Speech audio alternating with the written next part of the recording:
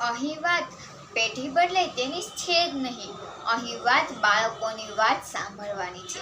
તેની નાની નાની વાત તમે કુતૂહલથી સંતોષતા રહો તો તે સીજો શું કામ પાડશે? તમે તેની પહેલી બૂમ જ સાંભળી લો તો સીજો શું કામ પાડે? તમે તેને ફરવા લઈ જાઓ છો તો મહાન નથી થઈ જતા, પણ શું કામ લઈ જાશો તે સમજાઈ જશે તો તમે સારા મા બાપ કહેવાશો કદાચ.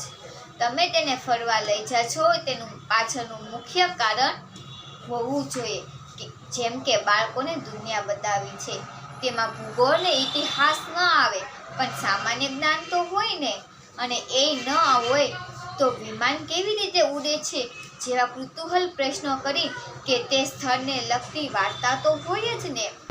તમે તેને ફરવા લઈ જાઓ છો કારણ કે તમે તેની સાથે ક્વોલિટી ટાઈમ પસાર કરવા માંગો છો, ક્ષણે ક્ષણે એની સાથે જીવવા માંગો છો.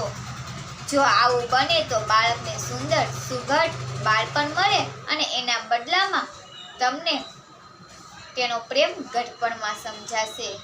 કારણ કે જ્યારે તમારે વાત કરવી હશે ત્યારે બાળક બીજી હશે, પણ તમે તેના બાળપણમાં સાથે રહેશો તો ઘડપણમાં એ તમને ક્યારેય ફરિયાદ નહીં કરે એની ખાતરી જાણજો. જય હિન્દ, જય ભારત.